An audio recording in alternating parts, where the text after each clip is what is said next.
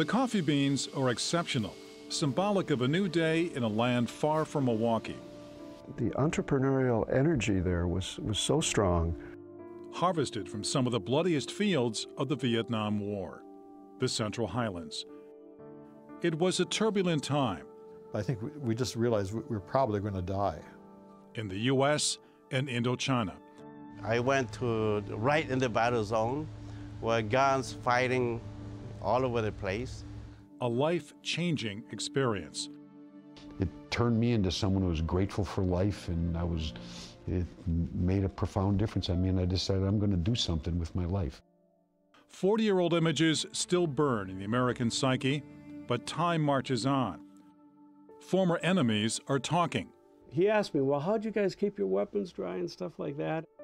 And building a future. Daily life in Vietnam is vibrant, enterprising, and worldly. It's not that country anymore. It's not just a country of farmers, rice farmers with coolie hats and black pajamas. It's a very contemporary society. Vietnam is a destination. It's like a farmer's market, but like in the city. They wondered why we were doing certain things, like, why are we doing this, Mom? The Socialist Republic of Vietnam is coming of age, a blending of communist heritage and capitalist vision. I think Vietnam is very free as long as you stay out of politics. The world is taking note, as is Milwaukee itself, by building a bridge to Vietnam.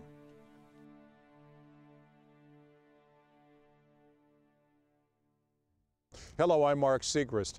Some bridges to Vietnam are tangible monuments. Others extend from the human spirit. Life will never be the same for Jane Brown and her husband, Jeff. They were 3 and 6 months old when we brought them to here to Elm Grove. Not since their trip to Hanoi back in 2001. We were ready to parent 2 more children after raising 2 daughters. And we waited 18 months for the call to say, it's time to come over and meet the babies and file the paperwork that needed to be filed. Well, it was just a great joy to go over there and to meet infants who had been born in Hanoi, which was a city that I had very negative connotations. Meet Zach and Jack Brown today. A couple of typical Milwaukee area kids whose interests range from making videos to outdoor sports. Well, we have a place in Wauwatosa where there's a lot of bike jumps, and we go there pretty often. How typically Milwaukee? About a year ago, Jeff and Jane Brown took their adopted sons back to Vietnam for a deeper cultural experience. The boys' first return visit since birth. It was eye-opening. It was different because they had different lifestyles. Even if it was in the cities, it's different because there's a lot more people outside walking around. But Jack and Zach are no strangers to their own heritage. Over the years, the Brown family has stayed well connected to Vietnamese tradition. I think that it helps them accept themselves more, the more they can understand about their culture, and for them to see that we are welcoming of people that are like them in their house. It makes them feel more, at ease. Remember that negative feeling that Jeff Brown said he once had for Hanoi? Well, that changed quickly after meeting his 2 infant sons for the first time. And how did the adoption of Jack and Zach open your eyes to the potential of Vietnam from a cultural sense, economic sense? When I went there, the first thing, other than meet the boys, after I met the boys, I thought, I want to invest in this place. Because the entrepreneurial energy there was so strong. And that's exactly what Jeff Brown did, building bridges to Vietnam in a variety of ways. Microfinancing small startups, serving as a liaison for business, culture, and education, and more recently, a venture of his own, Temple Hills Coffee, grown and harvested in the Vietnamese mountain village of Co Dat, where we're working with farmers to help develop their community and their income through their capacity to grow the best quality coffee that Vietnam can produce. 1,700 pounds of specialty beans, the highest quality yet, arrived in Milwaukee last spring.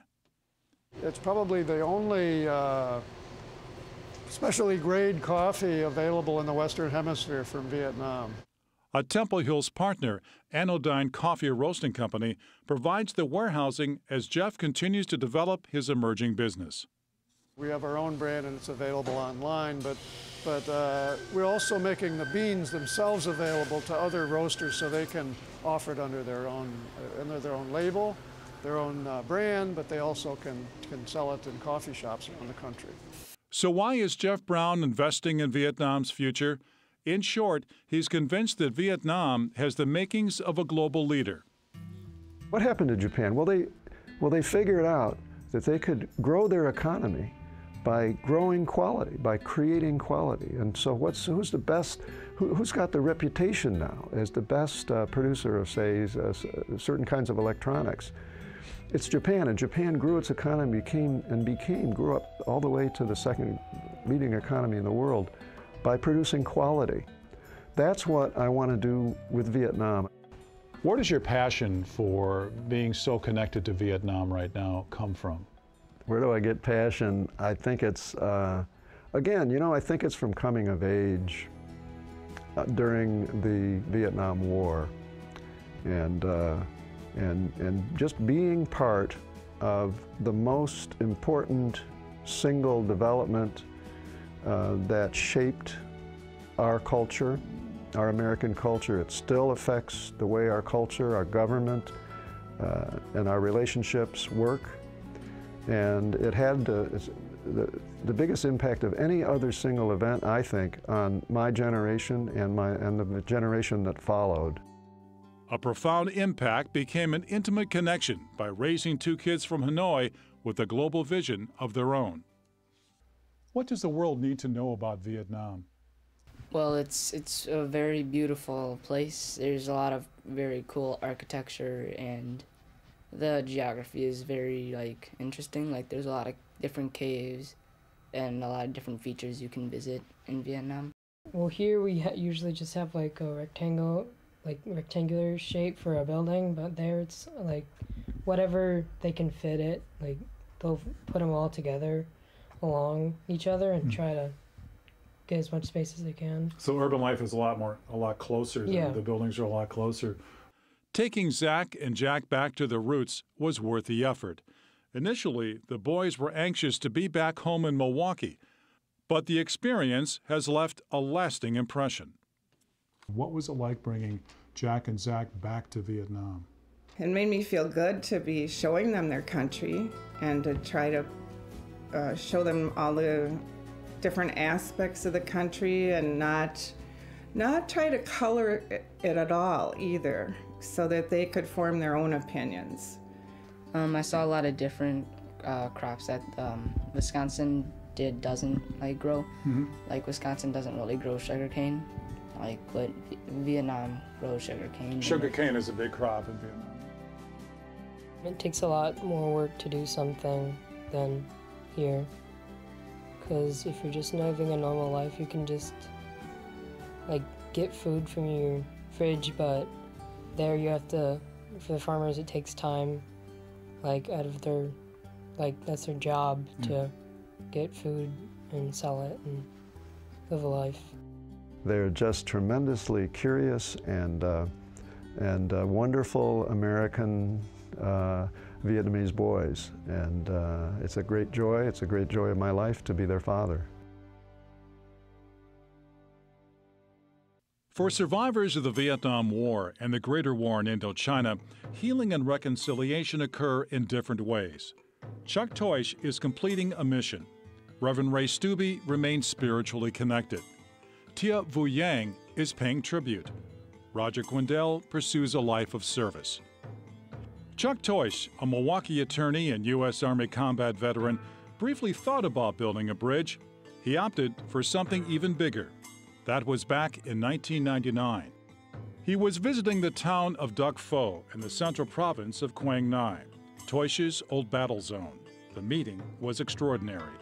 It involved coming face to face with a former enemy named Hoang Quoc Ve.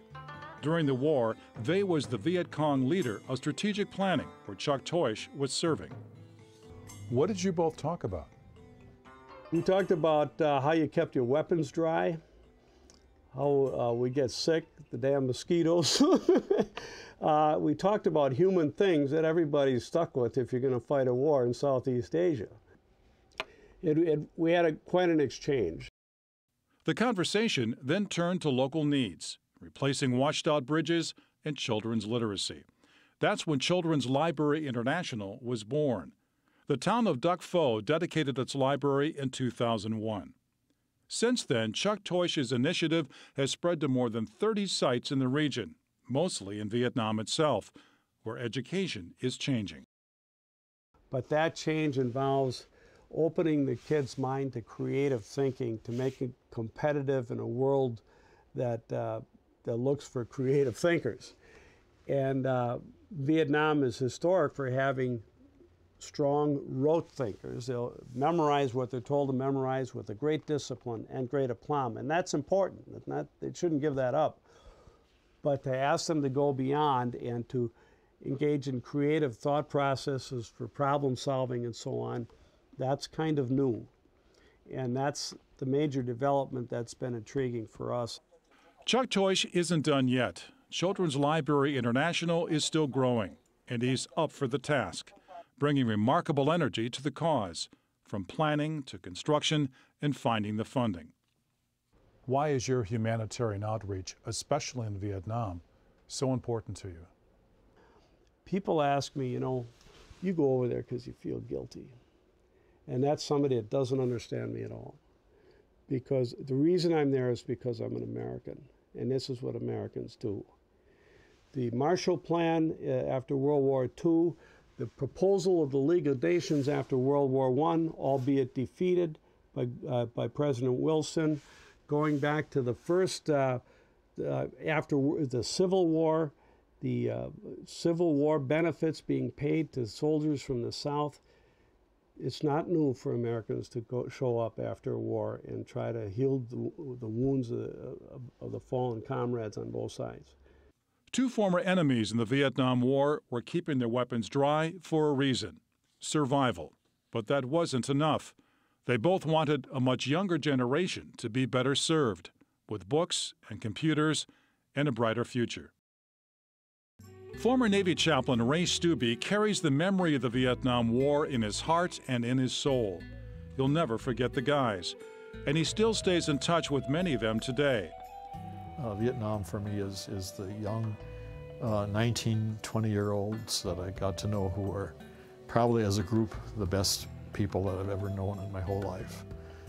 Ministering to the Marines during the Battle of Khe Sanh was about as tough as it gets. The fighting was intense. It lasted for months. Casualties were among the highest of the war.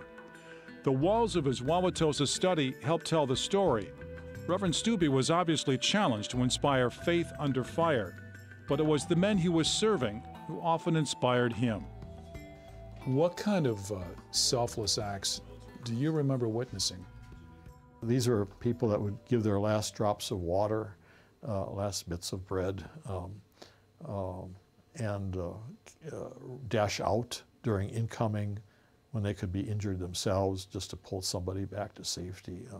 First of all, everyone becomes numb.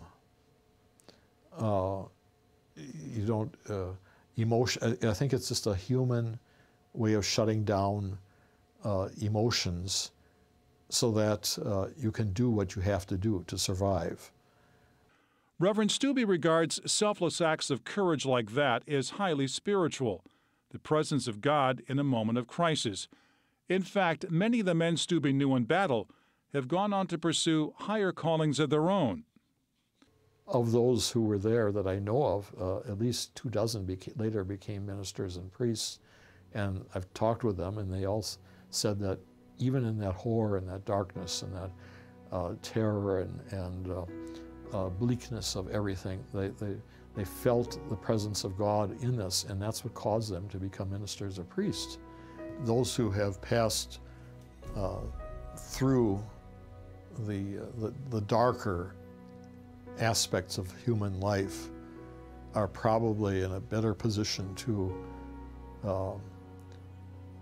be a positive influence with people today.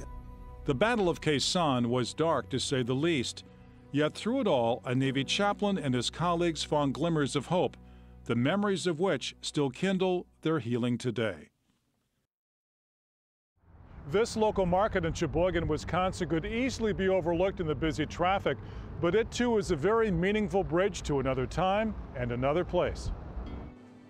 There are many ways to describe the keeper of this store. Fascinating is one of them. Tia Vu Yang is a global citizen, Renaissance man, and a humanitarian. Running an ethnic market largely for Sheboygan's Hmong community is just one of his many interests. He takes great pleasure in stocking favorite foods and providing helpful information. In the early days, that often meant helping new customers better understand American currency. So we kind of get us a store together where we sell food, and then they come, they can speak Hmong, Lao, and then we give them the change, and we kind of speak like that. So your store is more than a marketplace, it really is a gathering place, a special gathering place. No, it is almost like that. And keeping people together. And they, when they come to the store, we as store owner, we speak Hmong to them, they feel good too. Yeah, so it's kind of self-help group that start going like that. Before launching his grocery business in 1982, Tia Vu Yang was educated in France and traveled the world as a chemical engineer. Vu, as his friends call him, is also a survivor of the U.S. secret war in Laos. The secret war was part of the greater Indochina conflict during the Vietnam era. His father, Colonel Yang Chu Yang, was a battalion commander in the Hmong Army. Hmong soldiers in Laos frequently rescued downed American pilots. They also were instrumental in disrupting the North Vietnamese supply line along the Ho Chi Minh Trail. As a teenage civilian, Vu knew the danger well. Friends and family in the military would take him on patrol or invite him on a flight mission. War is not happy things. War is nasty. And a lot of my friends on my age, they were killed. You wanted to understand. Yeah, right, that's right. Vu Yang has never forgotten what he witnessed. That's why in recent years he took on another initiative, teaming up with Chuck Toish to build a library in Nung Het, Laos, his native home. Well, then Vu Yang took the bull by the horns in 2010, and we did build it. And now we do have a library in Nung Het. A lot of kids, they want to learn English. Because when somebody speaks English, it's jobs, it's money. It's something that they can get beyond the village or the boundaries. When I grew up barefoot, no school, no place, no opportunity. If I can change just little things, I would do it, and that's the library. Vu Yang has long been a leader in Sheboygan's Hmong community, helping families resettle. He also started a local radio program to keep families informed and connected. But perhaps Vu is best known for leading a major civic project to honor those who served during the secret war in Laos. The Lao, Hmong, and American Veterans Memorial graces Sheboygan's lakefront with its simplicity, elegance, and character. The site is a tribute to service. It's also an historical narrative about the Hmong culture. Much of that narrative is depicted by children's mosaics. This is an educational piece of work. So try to teach people, the younger generation, why, when, and how the Hmong came to Sheboygan and to the United States. But despite the visual appeal, what matters most to Vu Yang is how it makes him feel. I feel people, all of the friends, the parents, the fathers, they are all in there. You cannot see them, but they are all in there. In spirit? In spirit, yes. I went to Vietnam because I wanted to do something, I wanted to make a difference, I wanted to be a leader, I wanted to be brave. The Vietnam War was a life changer for Roger Quindell. Milwaukeeans know him well as a former elected county leader, activist, and coach. He's led a life of service with an engaging personality. As a veteran, Roger has never made a secret of his disliking for the war, but writing for the Veterans Book Project has helped him go deep. My story is about transformation, that the war wasn't the way I thought it was going to be, and the leadership wasn't what I thought it would be. The purpose and how you distinguish between enemy and friends wasn't at all what I thought. But despite all of the ugliness and the brutality of war, it transformed me, and that's the good part, for me, at least for me. What do you remember most about the war experience? You know, people dying around you, people crying in agony. I saw someone just burned to death, you know, like right next to me. And sometimes they're accidents, sometimes they're just things that happen. People being brutal. Roger had a brush with death himself, a severe head injury from shrapnel. This is what was left of one of the 2 rockets. The explosion killed 9 people and put Roger in the hospital. He still lives with metal fragments in his head today. I had 8 facial fractures. I lost about 16 square inches of my scalp. So I actually look pretty good because I had a facelift at 21. So, I mean, they had to do a lot of repair work. 11 weeks in the hospital gave Roger Quindell plenty of time to think, to reassess his life and his mission. Because when I went to the hospital, I'm there in Japan, and I watch Martin Luther King, see it on TV. Martin Luther King gets assassinated and killed, and American cities, including Milwaukee, burning. And I'm in a Japanese hospital, you know, trying to give someone else freedom and democracy. That's what they're telling me. I'm going like, man, what are we doing? I got through all that, and what I learned from it is, you know, basically what doesn't kill you makes you stronger. And it made me a stronger person, but it's like, hey, I'm alive. I got to live a life. So that's what I learned from this, is that life is precious, and you got to live one, and other people you know didn't. In 1983, Roger returned to Vietnam, this time to attend an international conference on biological and chemical warfare. It was an interesting reunion. His guide, posing on the left, was a veteran of the North Vietnamese Army. My guide, it turns out we were talking, and one of the 2 guides and interpreters, and he had served basically in the same area in the same time. I don't know, we fought each other, but we were certainly there. But for us, we were just soldiers doing our job. Some bridges to Vietnam even help you find your way back home. I mean, this color is so much better here than it was. That was all gray. Fine art photographer Larry DiTilio has an eye for Vietnam. He's been capturing its daily rhythm for nearly a decade. Well, I think the best way for me to explain it is it's a very heterogeneous type of a situation. That is to say, there's a great deal more variety in the appearance of things, in the types of relationships that people have between each other, as well as with their land and with their style of life. When you look through your camera lens at Vietnam, what do you see and what do you capture? Well, I think certainly people. I have to start with people. The people, for me, are very warm and open, unusually so, more than any other country I've visited, and I think I've probably been through 20 countries now. But they are very open and very non-judgmental. And so you never feel that you're really apart from them. As soon as you begin the conversation, they right away seem to draw you in and make you feel that you are now collaborating with them in a way that's very human to me. Larry DiTilio wants outsiders, especially Americans, to know today's Vietnam, to let go of images from the past. I think that this sense of loss that Americans feel from the war, both in terms of not winning something and also the damage done to our own people, is very, very difficult for us to let go of. So he focuses his camera on the breadth of Vietnam, from urban growth to the changing roles of women. Younger women who are in their 20s, who are university educated, typically come from middle-class families and have worldly ambitions, find themselves in a very strong set of conflicts with the traditional cultural expectations, which of course include, let's get married right away and let's have babies right away. DiTilio is just as intrigued by rural life. the landscape, culture, and global connections. They're very aware of what we do, and they aspire to some of the same benefits that we have in our culture.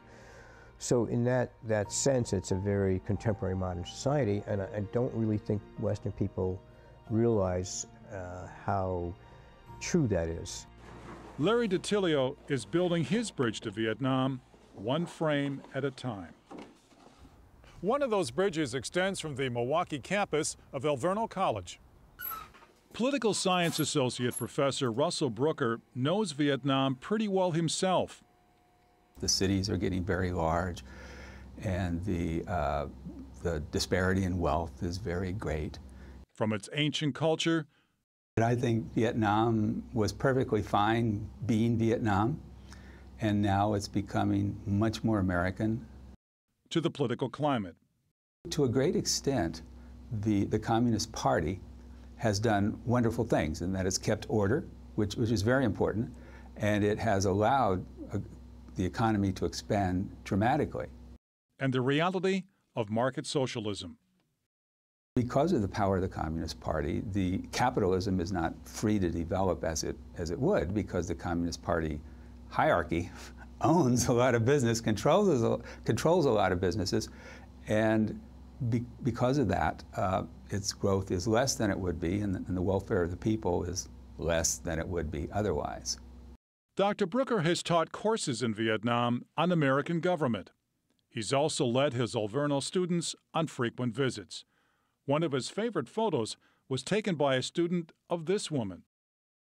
At this point in time, we have traditional Vietnam lingering on with the woman selling her wares at the market. And then we have the new 21st century world in the form of a cell phone.